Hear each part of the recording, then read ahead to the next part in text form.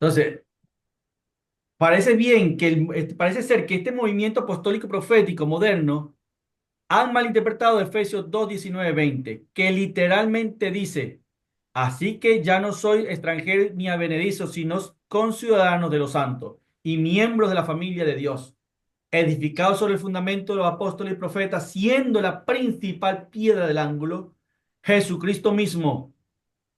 Si usted nota aquí, se nos habla de nuestra posición en Cristo como creyentes. Y cuando se habla del fundamento de apóstoles y profetas, no se está hablando de autoridad jerárquica en la iglesia. Escucha bien, el contexto no está hablando de autoridad jerárquica eclesiástica o dentro de la casa del Señor. No, se está hablando de un fundamento. ¿Qué está exaltando el apóstol aquí? El apóstol Pablo. ¿Eh? ¿Qué es ese A Jesús, fundamento? piedra de la Jesucristo, Exacto. ¿Y quién es Cristo? El verbo, la palabra. la piedra del ángulo. Exacto. Ese es el mensaje del apóstol Pablo. No que, porque dice fundamento los apóstoles y profetas, los apóstoles, los profetas, los inalcanzables, los intachables, los que casi dioses, que ya se están diciendo que son dioses. Y el, Pastor, ¿puedo perdona, dígame. Ajá, dice, edificado sobre el fundamento de los apóstoles y profetas, Ah, siendo, o sea, quiere decir que el fundamento de a los apóstoles y profetas es Cristo. exactamente. Ha dado en el clavo, hermana. Así es. Sí, A eso se refiere el apóstol Pablo. No, no está haciendo referencia a las personas como tal, a los ministros como tal, a los siervos como tal. Está haciendo referencia al fundamento que sirven estos siervos. ¿Se está entendiendo? Que es Cristo. sí, sí, ¿Eh? Entonces, sí, amén. No es de dice, que ajá, sean el fundamento, sino que el fundamento de los apóstoles es Cristo. exactamente. Entonces, cuando se habla del fundamento de apóstoles y profetas, no se está hablando de autoridad jerárquica eclesiástica. Cuando venga alguien a su iglesia a decirle, mira, yo soy profeta, tú te tienes que sujetar a mí. ¿Qué te pasa? Ese no es el orden bíblico. Aunque pudiera tener el profeta más unción, más visión, más discernimiento, más de todo en muchas cosas, aunque tenga más de todo en muchas cosas, no lo catapulta a él como máxima autoridad dentro de la casa del Señor. No, no. Para muestra un botón.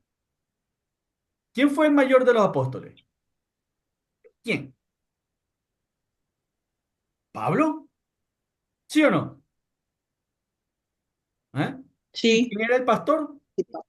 Santiago, allá en Jerusalén. Y Pablo tenía que sujetarse al concilio de Jerusalén, siendo el mayor de todos, aunque dice que es el más pequeño, el abortivo, ¿no? Para mantenerse él en humildad, para que sus visiones no lo subiera más de la cuenta y el aguijón ese que tenía por su sutil arrogancia que el Espíritu Santo permitió que tuviese ese aguijón para humillarlo, ¿eh? Lógicamente que Pablo era el más grande de todos los de todos los apóstoles, pero aún así, él se tenía que sujetar a la autoridad que estaba en Jerusalén. ¿Se está entendiendo? Porque ese es el orden, ese es el orden. Entonces, por la misericordia de Dios, pues yo tengo también llamado al pastorado y he ejercido el llamado al pastorado. Pero en primera instancia, el profeta. En primera instancia. ¿Eh? Pero no soy ni evangelista, ni lo otro, ni lo otro. Aunque puedo evangelizar y sé evangelizar. Lo sé hacer. Sé fácil hacerlo. Pero no lo soy. Y no puedo ocupar un cargo. o ejercer un llamado que no ha sido encomendado a mí, aunque lo pueda hacer. Porque esto no es lo que yo pueda hacer para Dios, no, es lo que el Eterno haga en mí para Él. ¿Se está entendiendo? Amén. Sí, amén. Sigamos. Sino más bien se está hablando del crecimiento y o madurez que el creyente obtiene cuando es edificado en la doctrina de los apóstoles y profetas. ¿Eh? En la doctrina y que es el fundamento de los apóstoles y profetas. No del nuevo pacto, profetas del nuevo pacto, no, profetas del antiguo pacto. ¿Eh? Yo no traigo nueva doctrina ni nuevas revelaciones, no. Yo como profeta debo de hablar la sana doctrina que está revelada ya.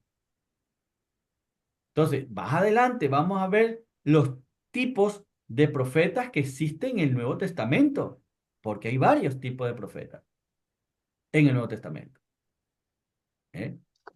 Que lógicamente no somos comparables con el Antiguo Pacto.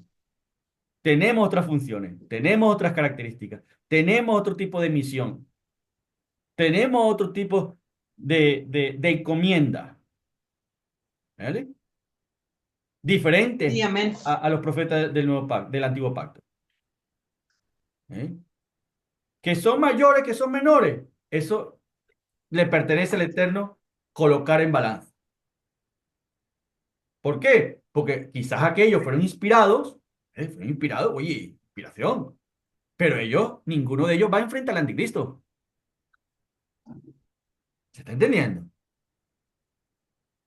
¿Eh? Ya ellos están en el paraíso esperando ser recompensadas sus obras. Pero lo que quedamos, los profetas que quedamos, que vamos a enfrentar al falso profeta, ¿eh? Por eso los dos que vienen, los dos testigos que vienen, es que tienen que ser profetas. No pueden ser cualquier otro. ¿Eh? ¿Por qué no viene Abraham? ¿Ah? ¿Por qué no viene... ¿quién más metemos aquí? ¿Por qué no viene Pedro? No, vienen dos profetas que representan la ley y los profetas del antiguo pacto, Moisés y Elías, poderosos hombres del Señor, para enfrentar a estas dos bestias. Es que tienen que ser de ese calibre, para enfrentar a estas dos bestias. ¿Eh? Entonces, vienen estos dos personajes del antiguo pacto, los únicos dos que vienen, porque quizás nosotros no tenemos esa capacidad. Los del nuevo pacto, jamás y nunca. ¿Eh? Se necesita refuerzo. Vamos a necesitar refuerzo. ¿Eh? ¿Se está entendiendo? Sí. Entonces, eso no nos llena a nosotros de arrogancia, ni de altivez, ni nada, en absoluto. En absoluto. Esto es una batalla de todos nosotros, los santos, de todos nosotros, santos, contra las tinieblas. ¿Me explico? Todos nosotros, los hijos de luz, contra las tinieblas. Mm. Somos un equipo, un ejército. ¿Eh? Donde no llego yo, usted llega.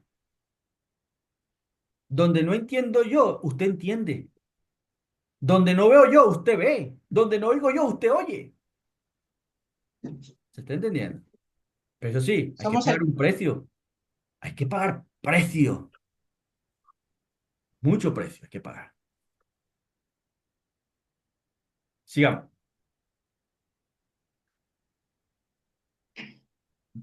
Sino más bien se está hablando del crecimiento o madurez que el creyente obtiene cuando es edificado en la doctrina de los apóstoles y profetas, es decir, en la doctrina de aquellos hombres que recibieron la inspiración, la revelación de la Biblia, la palabra de Dios. De ello habló Jesús en Juan capítulo 15, cuando dijo, tengo muchas cosas que decirles, pero todavía no las pueden sobrellevar. Pero cuando venga el Consolador, cuando venga ¿quién? El profeta José. No. El profeta Vallare. No. Mm, mm. Cuando venga el Consolador, ¿y a dónde habita el Consolador? En los redimidos por la sangre del Cordero. ¿Se está entendiendo? ¿Eh? Amén. Cuando venga el Sí. Consolador, el Espíritu de verdad, Él tomará de lo mío y os lo hará saber. ¿A quién? A los profetas, exclusivamente. ¿Eh? A los A su apóstoles. iglesia, Del nuevo pacto, del mover a su iglesia, a su cuerpo. a, a su iglesia. ¿Se está entendiendo? Amén. Ah, que Dios nos use a nosotros. Vale, sí, vale, está bien. Nos usa para su gloria. Pero es que también lo usa usted. Sí, Así de sencillo. Usted tiene el Espíritu Santo en su vida. ¿Eh? Si usted le pide Amén. ser usada por el Eterno, es que Dios va a usar. Déjese usar por el Eterno y verá la gloria del Señor en su Amén. vida. ¿Eh? Pero si este falso mover apostólico y profético no le conviene. No le conviene que usted sea usada también, porque no ve que se lleva también la gloria, según ellos. No, Y ellos la gloria yo no la comparto con nadie. es que no quieren compartir el helado con nadie. ¿Eh? ¿Se está entendiendo? Ese es el espíritu que hay. Que ellos son los únicos. Los todos, como dicen algunos. No, no, no, no, no, no. Esto no es así. Esto no es así. Sigamos. En este versículo se entiende que el tomar de lo de él y hacerlo saber, en ello se está refiriendo y está incluido el concepto de la inspiración y la revelación de las escrituras. A ello se refiere Judas cuando nos llama a contender por la fe ardientemente dada una vez a los santos. ¿Cuál es esa fe? No la fe en Cristo, que la fe es salvadora. No, no, eso no es lo que se está refiriendo allí, el contexto. Judas. Esa fe tiene que ver con la doctrina, con el fundamento, una vez dada a los santos. Una vez, no dos ni tres, una vez se puso el fundamento. Esa es la fe, en ese contexto. Eso es lo que significa la palabra fe en ese contexto. Doctrina, fundamento, una vez dada a los santos. Inspiración y revelación divina, dada por los apóstoles del primer siglo y los profetas del antiguo pacto. Fe en este sentido es el conjunto de doctrinas que fue dada una sola vez, no muchas veces, sino una vez. Esa fe o doctrina es el fundamento de los apóstoles y profetas, de los cuales nos habla Efesios 2:20, que lo sepa Peter Warner y compañía. La expresión fundamento de apóstoles y profetas, esa expresión, copie bien, no se refiere al orden jerárquico ministerial que puede existir dentro de la iglesia, sino que se refiere al fundamento doctrinal que fue traído por revelación directa a los profetas de oficio del Antiguo Testamento y a los apóstoles que recibieron el soplo divino de la inspiración para traernos la Sagrada Escritura, que es la palabra de Dios, de donde sale el fundamento doctrinal en el cual se ha sostenido la iglesia ayer, hoy y siempre. Habiendo quedado claro que la Biblia quiere decir cuando habla de fundamento de apóstoles y profetas, en el artículo, los nuevos profetas que lideran la iglesia, se menciona a algunos escritores de este movimiento, quienes hacen algunas de las afirmaciones más extravagantes que sobre el tema hayamos escuchado. Ejemplo de ello, John X. Charles. Estoy citando a los iniciadores, del falso movimiento apostólico y profético. No los intermediarios, que son los reconocidos, que salen por Enlace TV, y mucho menos los últimos ahora, que son como loros, como pericos, que repiten. No. Hablando de los que iniciaron esta introducción, introducción encubierta de falsa doctrina, ¿eh? Encabezado por un movimiento falso de apóstoles y profetas modernos. Ejemplo de ello, John Eckhardt dijo, ellos, es decir, apóstoles y profetas, estos nuevos, frecuentemente son los primeros en predicar ciertas revelaciones que Dios está entregando a la iglesia. Hablan solamente de revelaciones. Muy poco hablan de la Sagrada Escritura. Y cuando medio hablan de la Sagrada Escritura es para torcerla. Ni saben aplicarla, ni saben hacer exégesis bíblica, porque están concentrados en hablar, es más, de sus experiencias personales, llámese visiones y revelaciones, que hablar de la Sagrada Escritura. ¿Se está entendiendo? Sigamos. Frecuentemente son los primeros en predicar ciertas revelaciones que Dios está entregando a la iglesia. Libro, búsquese, cómprese ese libro. Libro Movimiento Apostólico, página 45. Dice, un apóstol puede venir y establecer una nueva revelación. Página 46 del libro Movimiento Apostólico. No lo estoy diciendo yo, lo están diciendo estos herejes. ¿Eh? Un apóstol puede venir y establecer una nueva revelación. Vaya, sigamos.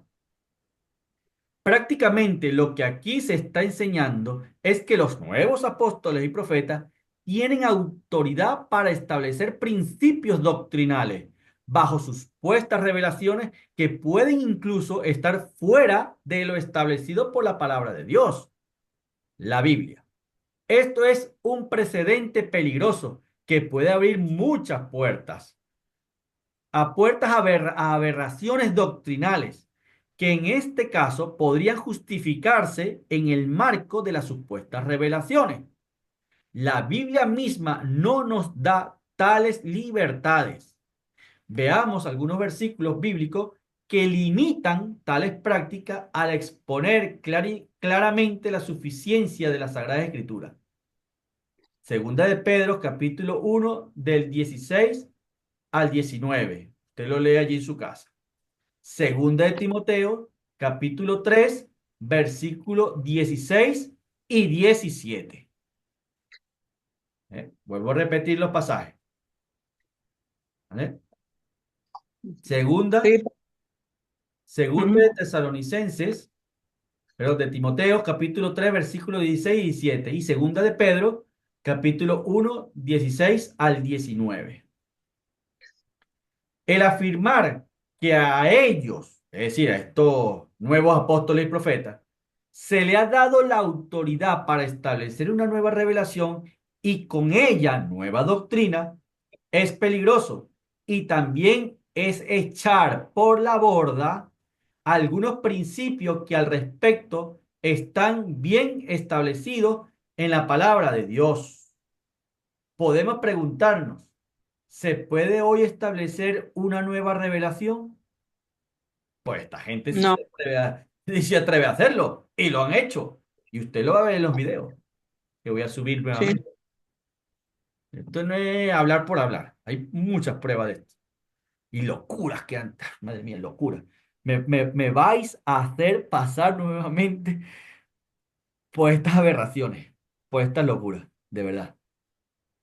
Pero bueno, es lo que hay. Hay que hacerlo, por amor a vosotros. Lewis Sheffer. Este es un hombre que yo tengo su libro. Este es un hombre de Dios. En su teología sistemática, expresa lo siguiente con relación a esta pregunta. La revelación y la inspiración en sí son doctrinas cardinales de la Biblia, pero son frecuentemente confundidas. La confusión se debe, en gran parte, a que la inspiración y la revelación tienen que coincidir en un punto. La Biblia, sin vacilación, es el único sistema de verdad revelada. La revelación, que es la influencia divina directa que comunica la verdad al hombre, y la inspiración, que es la directa influencia divina que garantiza una correcta y fiel transparencia de la verdad en el lenguaje que otros pueden entender. Repito, la revelación de la Sagrada Escritura es la influencia divina directa que comunica la verdad al hombre, y la inspiración de la Sagrada Escritura es la directa influencia divina que garantiza una correcta y fiel transparencia de la verdad en el lenguaje que otros pueden entender. Teología sistemática, tomo 1, página 51 de Schiffer. Recomendado. Aquí se da a entender claramente que aunque existe la revelación, no obstante, esta no puede ser transmitida sin error, a menos que haya inspiración, porque es esta última, la inspiración, la que protege del error la transmisión de la verdad revelada. Ahora bien, vamos a explicar rápidamente esto. Yo puedo tener una revelación de algo. ¿Revelación? ¿Qué es revelar? Correr el velo. Así como se me corrió el velo con respecto al tema este del arrebatamiento en la iglesia, etcétera, ¿eh? Se me corre el velo. Pero cuando yo tengo esa revelación, dicha revelación tiene que estar sujeta a la inspiración ya revelada de la Sagrada Escritura, de una u otra forma. ¿Se está entendiendo? Si Sí, no, dicha Sí, revelación sí. queda en gravísimo error por ausencia de la inspiración. ¿Eh? La inspiración es la que te da la certeza de la fiel y correcta exégesis de la Sagrada Escritura.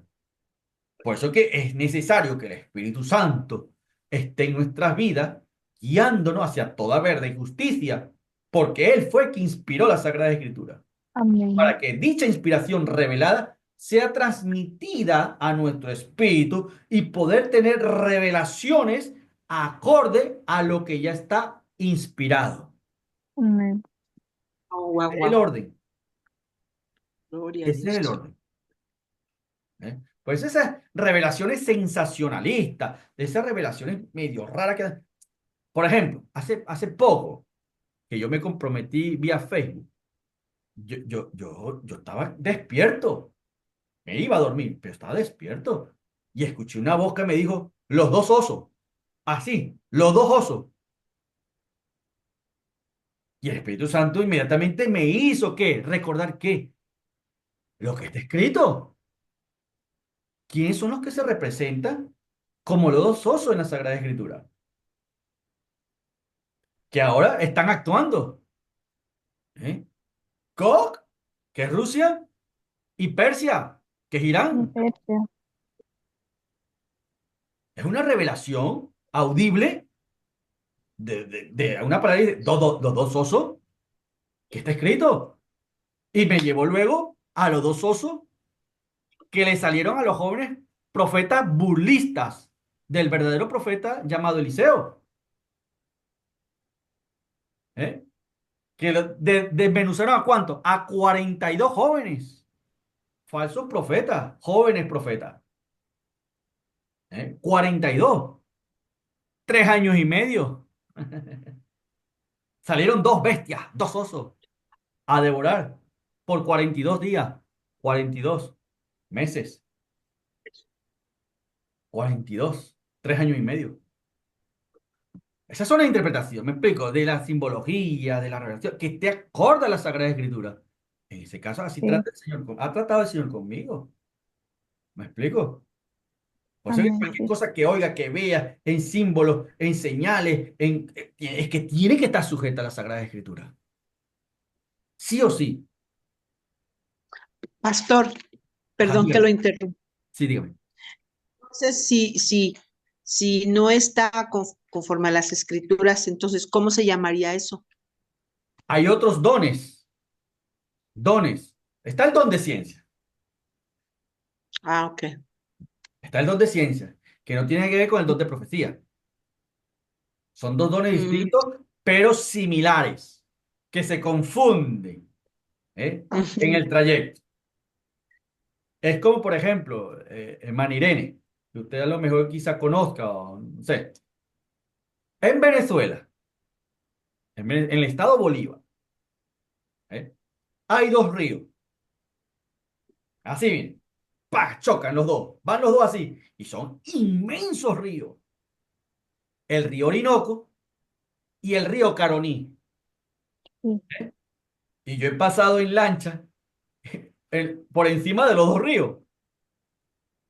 Por, ¿qué es lo que llama la atención de esto? Es que el río Orinoco es amarillo, es marrón, totalmente marrón, marrón. Y el río Caroní es negro. Entonces, eso tiene un porqué. Negro, pero sí. negro, negro, negro.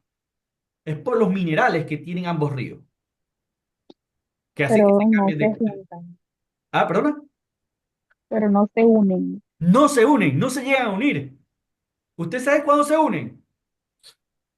Cuando salen al Atlántico, al Océano Atlántico, que el mar es más grande y los absorbe, los arropa. ¿Se está entendiendo?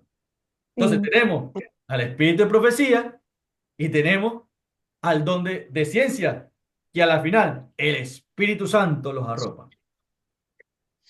Entonces, hay amén. el don de ciencia, que por la misericordia de Dios también lo tengo, actúa de diferente manera al dedo de profecía. Tiene ciertas características que lo diferencia. Que cuando hablemos de dones, apúntelo por allí y me lo recuerde, pastor, hablé de eso. Lo vamos a ver. Por eso que, por ejemplo, a ver, un ejemplo rápido. Eh, que yo me consiga con alguien. Ya pasa un montón de veces en las congregaciones. Es más, una vez ni tan siquiera ministré la palabra. Fluyó solamente el don de ciencia. Solamente, no era el don de profecía, don de ciencia. Fluyó, fluyó, fluyó, fluyó en una vigilia. Entonces el Espíritu Santo me mostraba la condición de todos. Pasa esto, te va a pasar esto, pa. Hasta la hija del pastor, que no se me permitió exhibirla públicamente porque se le dio la oportunidad. Te estás viendo con un muchacho, esto así, a escondida de tu padre, ten cuidado, pasa aquí adelante y pide perdón.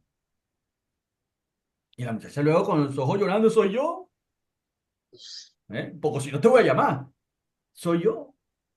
Se estaba viendo con un muchacho mundano, la hija del pastor. ¿Eh? Pastor que era amigo mío por 18 años, que luego, después de muchas otras cosas, el Espíritu Santo me da una palabra para él y le clavo aquí el paraguas, un paraguas, una sombrilla aquí de hierro que yo tengo, una punta de hierro que tengo de paraguas. Se la clavé aquí. Porque dijo, no, Dios nunca ha hablado a través de ti, tal, que no, pa, no verás, no me verás hasta el día de tu muerte. Luego, en una requisa, aquí en un centro carcelario, emitida por el gobierno, él estaba allí, se quedó protegiendo al PRAN y desde la garita, la atalaya, agarraron un fal, una escopeta, ¡pah! Dispararon. Él levantó la mano con su Biblia en la mano y ¡pah! Le volaron el brazo, que ya le había, es decir, era profecía, que ya le había profetizado. ¿Me ujú. explico? Mi mejor Sí. amigo a nivel pastoral. 18 años anduve con él. Y mire cómo el Dios me usó para sellarle su destino.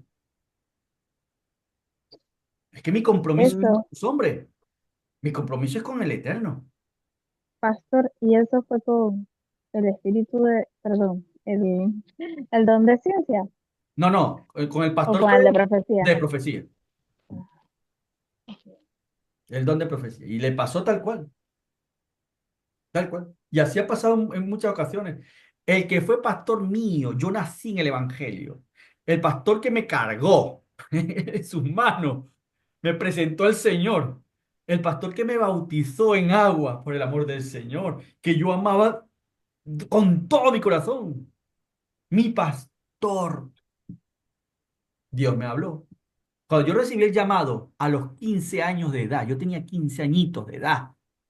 Esto no son 2 días. Esto no son 2 días. Yo tenía 15 años. ¿Eh? Nadie me había enseñado nada. Nadie, nadie, nadie. Yo iba para la iglesia porque mi mamá me llevaba para la iglesia, porque la iglesia quedaba casi que al frente a la casa mía. ¿Eh? Mis padres son cristianos casi que de nacimiento también. ¿Mm? Mi papá, anciano, conocedor de la Sagrada Escritura, un montón de cosas, ¿sabe? Pero sabía, porque ya está en la presencia del Señor. ¿Eh? El pastor que, pues, el pastor, su hijo que tenía mi edad era con mi hermano de sangre. ¿Eh? Mi primo se iba a casar con la hija del pastor. Mi prima con el hijo mayor del pastor. Mi madre, amiguísima de la esposa del pastor. Mis tías, amigas Madre mía. Y Dios me habla. Dios me habla. Y no me callé. No, pues no. Inexperto total. Yo era un inexperto total. Nadie, voy a repetir, nadie me enseñaba nada. Yo iba a la iglesia solamente a tocar la batería. Simplemente, bueno, bueno, me gustaba porque yo era jovencito, era un niño, un adolescente. ¿Eh? Y en una noche orando, Dios me muestra muchas cosas de la esposa del pastor. Y luego, más adelante, me muestra cosas del pastor. Y yo Wow, era un jovencito. Y mi primo era diácono. Mi primo me golpeó en mi cara. Una diaconisa me cacheteó. Yo era un joven, niño de 15 años. Y me traumatizó eso en absoluto. Y me eché a mi familia de enemigo por lo que dije. ¿Quién se iba a imaginar en los años 80, 90, cuando las asambleas de Dios eran asambleas de Dios? Y Dios me perdone. Y no era un prostíbulo espiritual de lo que hoy se han convertido las asambleas de Dios. Un prostíbulo espiritual, soy lo que soy. ¿Eh? Y aquí en Venezuela los conozco a todos. Y en España también. Tristemente. A mí nadie me puede decir nada con respecto a la asamblea de Dios. Lo sé todo de la Asamblea de Dios y todo lo que se le advirtió a esa organización. Que no aceptaran esto, que no aceptara a G12, que no aceptara a Guillermo Maldonado, que no aceptara a Claudio Freixo, que no aceptara a Dante Hebel, que no aceptara al colombiano este que es un jesuita, a César Castellano, que no aceptara a Paul Guichot, de la cuarta dimensión, que no aceptara a estos becerros de oro, a los falsos adoradores. Se le advirtió tantas cosas. Ni hablar de los de ahora, los payasos nuevos de ahora. Ah, eso no. Unos cuerda de payaso. Estoy hablando de los iniciadores de toda esta invasión de herejías dentro de la casa del Señor. ¿Eh? Se le advirtió. Y siempre uno era el malo de la película. Siempre uno fue el malo de la película. Y todo J. se ha Luna. cumplido. Todo. Todo se ha cumplido. Todo con la gloria a Dios. todo. Es que ni uno se ha escapado de todo lo que uno se ha denunciado. Conocido y no conocido, hombre de renombre y hombre desconocido, pero se ha cumplido. Amén. Gloria ¿Eh? ¿Quién se iba a imaginar que la esposa del pastor, madre mía, oye, hostia, yo humanamente hablando, ¿qué me iba a imaginar yo? Que era eso lo que Dios me mostró, lo que estaba haciendo escondida de su esposo en otra ciudad, en la capital, aquí en Caracas. ¿Eh? ¿Quién Dios. se Qué iba a fuerte imaginar? está. ¿Mm? Y me cayeron Pastor, encima. Me mandaron 27 veces a la reunión de directiva, 27 veces, para yo retractarme del mensaje. ¿Cuál fue el mensaje? Tú eres Jezabel. Y externamente hablando es que no aparentaba ser Jezabel. Porque para ese tiempo, madre mía, para ese tiempo es que la apariencia externa era intocable. ¿Se está entendiendo? Sí. ¿Qué se Pastor, imagina uno de eso? Pero el Espíritu de Dios no puede ser burlado. Dios piensa amén. los corazones, sabe las intenciones de los pensamientos. Sí, ¿Eh? amén. Tú eres, esa mujer ni me habló, porque sabía que se sentía descubierta. Y todo eso está escrito, porque estaba la secretaria, amiguísima de mi madre, la secretaria. ¿Eh? El esposo, que era diácono también, era como mi padre biológico. Y todo me lo llevé en contra. Me quedé solo yo, en mi propia iglesia, con mis propios hermanos, con mi propia familia, solo, solo, con 15 años, ¿eh? Con 15 añitos. Y ahorita tengo muchísimo más. ¿Usted cree que ahora, después de tantas cosas que he pasado, me voy a callar? No, no, para nada, para nada.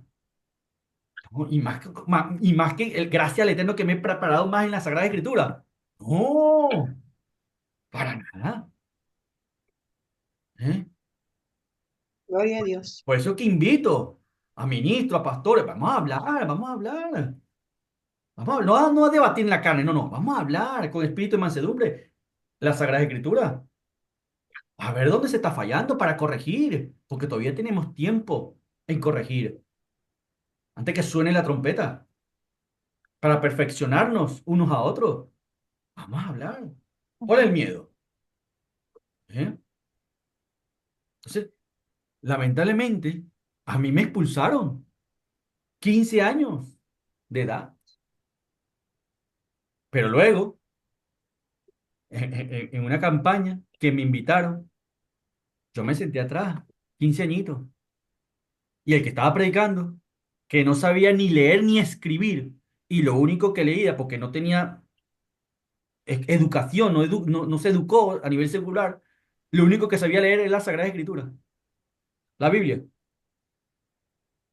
Y este hombre me Gloria a llama Dios. con nombre y apellido, que no sabía mi nombre, que es el Espíritu Santo.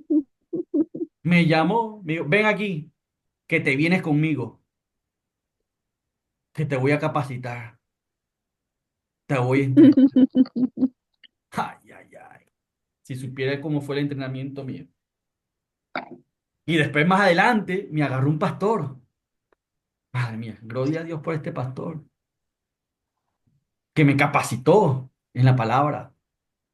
Y después me agarró otro de Estados Unidos, de Miami, Pastor Georgie Abdo. ¿Eh? Tres hombres del Señor. Instituto Bíblico. Yo estaba estudiando el Instituto Bíblico, por supuesto. La Asamblea de Dios. Pero ese entonces, Dios me habló. Dios me habló. Y reuní al director del instituto. Y reuní al presbítero, que ojalá que me oigan este mensaje por aquí. A Freddy Paua. Si todavía estás vivo. Y Edgar Gómez. ¿Dónde estás metido? ¿Te acuerdas de mí, Edgar? ¿Te acuerdas de mí, Freddy? Pues bueno, aquí estoy. Años después, aquí estoy todavía. ¿Se acuerda de lo